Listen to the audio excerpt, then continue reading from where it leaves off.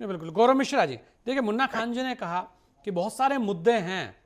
गठबंधन की बात नहीं है, गठबंधन तो अपने आप सीटों को ले आएगा, तैयारियां जोर शोर से चल रही हैं, लेकिन भारतीय जनता पार्टी को ये देखना चाहिए कि बहुत सारे लोगों को वो अपने आप भ्रष्टाचारियों को ले रही है। इस तरीके का नरेंद्र जी भी आरोप लगा रहे हैं, ये भी लगा रहे हैं, और कह रहे हैं कि सारे के सारा किया धरा केवल और केवल भारतीय जनता पार्टी एजेंसियों के द्वारा कराया गया सारा ये माहौल है। देखिए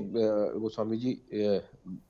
कांग्रेस पार्टी से जो लोग भारतीय जनता पार्टी में आ रहे हैं, तो क्या कांग्रेस पार्टी उन्हें भ्रष्टाचारी मानती है, उसको सर्टिफिकेट देती है? किसी के ऊपर कन्विक्शन नहीं हुआ है अभी। और जो भारतीय जनता पार्टी में आ रहा है वो भारतीय जनता पार्टी के सिद्धांतों और विचारों से सहमत होकर के आ रहा है और राष्ट्र निर्माण की दिशा में अपना योगदान देने आ रहा है। कांग्रेस पार्टी तो इस अवस्था में चली गई है, उसका स्टेट ऑफ माइंड कुछ ऐसा हो गया है कि उसके शीर्ष नेता ही चुनाव से अपने आप को बाहर खींच रहे थे, चुनाव लड़ना ही नहीं चाहते थे। ये तो बहुत ज्यादा दबाव पड़ना शुरू हुआ है तब कहीं जाकर के तैयार हुए हैं। अभी भी इनके शीर्ष नेतृत्व के कई लोग ऐसे हैं जो चुनाव में जाना नहीं चाहते। भारतीय जनता पार्टी एक सधी हुई रणनीति के साथ, एक पूरे व्यापक कार्यक्रम के साथ जनता के बीच में अपने संपर्क को, अपने कनेक्ट को बनाते हुए और मल्टी लेयर स्क्रीनिंग के साथ प्रत्याशियों की घोषणा करती है। हाँ ठीक है कि घोषणा के बाद एक दो सीटें ऐसी है जहां पर सहमति असहमति की बात आ सकती है, वो एक आंतरिक विषय है, उसको पार्टी सुलझा लेगी, सुलटा लेगी। लेकिन जैसे अभी आप कहते हैं कि कुछ लोग चुनाव नहीं लड़ना चाहते कांग्रेस के,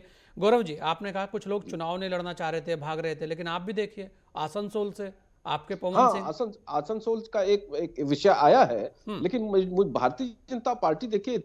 इतने सिस्टमेटिक व्यवस्था के साथ चलती है कि अगर कोई प्रत्याशी अपने निजी कारणों से अगर वो पीछे हट रहा है तो ऐसा नहीं कि भारतीय जनता के पार्टी के पास उसका अल्टरनेटिव नहीं है, उसका विकल्प है और अच्छे से अच्छे विकल्प है और कई स्तर पर हमारे पास विकल्प है। पर गौरव जी एक दिल्ली से भी खबर आ रही थी कि गौतम गंभीर भी मना कर रहे हैं, दिल्ली से भी खबर आ रही थी कि गौतम गंभीर भी कह रहे हैं कि मैं चुनाव नहीं लड़ना चाहता। वहीं डॉक्टर हर्षवर्धन सिंह भी कह रहे हैं कि मैं क्लिनिक देखूंगा।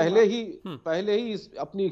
अनिच्छा जाहिर की थी चुनावों को लेकर के, लेकिन दिल्ली का अपना एक मिजाज है और दिल्ली में पार्टी ने एक प्रयोग किया है और 4 नए प्रत्याशियों को वहां पर भेजा है। एक मनोज तिवारी जी को रिपीट किया है और मुझे लगता है कि दिल्ली की जनता के साथ जिस प्रकार का बर्ताव आम आदमी पार्टी कर रही है और घोटालों के साथ जो उसका गहरा और अंतरंग रिश्ता हो चला है और उनके झूठ के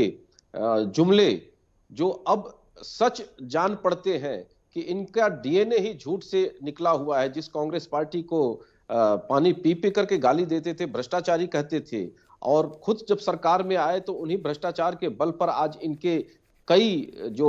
मंत्री रहे हैं वो जेल के अंदर हैं, उनकी जमानत तक नहीं हो रही है। और जिस तरह से ईडी के नोटिस से केजरीवाल जी भाग रहे हैं और अपने आप को डिजिटल माध्यम से प्रेजेंट करने की बात कर रहे हैं, उससे स्पष्ट और साफ नजर आता है कि इनके अंदर भय क्या है। और रही घोटालों की सच्चाई की जहां तक बात है तो इन्होंने नीति बनाई ही क्यों थी और नीति बनाई तो वापस क्यों ली थी, ये तो अलग विषय हो जाएगा, उसमें हम नहीं जाना चाहेंगे। लेकिन ये स्पष्ट जनता देख रही है कि कहीं ना कहीं चूहे बिल्ली जैसे अवस्था में केजरीवाल जी पहुंच चुके हैं और झूठ और फ्री बीज के आधार पर ही वो चुनाव को लेना चाहते हैं। आज राम राज्य का बजट दे रहे हैं। आप बताइए, जो राम का सर्वथा विरोध किया हो, जिन्होंने कहा हो स्वयं अपने मुंह से कि वहां मेरी नानी तक नहीं जाएंगी दर्शन करने, जो मुअज्जिम और मौलवियों की तनख्वाह को डबल बढ़ाता हो और वहीं पुजारियों को पूछता ना हो, वो आज राम राज्य की बात करने लगा। उसको लगता है कि बिना इसके काम नहीं चलेगा। तो ऐसे बहुरूपियों को तो जनता पहचान रही है और ये कुछ भी कवायद कर लें, कुछ भी कवायद कर लें।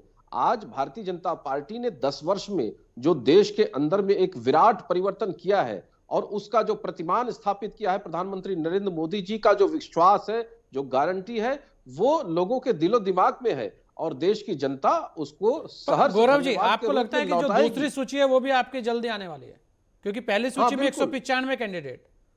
बिल्कुल, देखिए हमारे यहाँ एक एक सीट पर मैं आपको बताऊं कि बहुत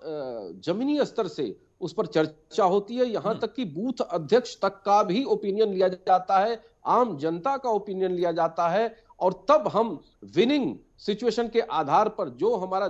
बेस्ट जिताऊ कैंडिडेट होता है उसके आधार पर पार्टी टिकट देती है। और निश्चित रूप से चुनाव में, लोकतंत्र में चुनाव जीतना हमारा लक्ष्य होता है, सरकार बनाना हमारा लक्ष्य होता है, और भारतीय जनता पार्टी 365 दिन इस विषय पर काम करती है। कांग्रेस पार्टी अपने रसातल में है, आम आदमी पार्टी का चाल चरित्र लोग देख रहे हैं, समाजवादी पार्टी का चाल चरित्र लोग देख रहे हैं, क्षेत्रीय जो दल है जिस तरीके से भारत के विकास का विरोध का एक एजेंडा सामूहिक रूप से लेकर के चल रहे हो, वहीं इनकी पार्टियों में भगदड़ भी देखा जा सकता है।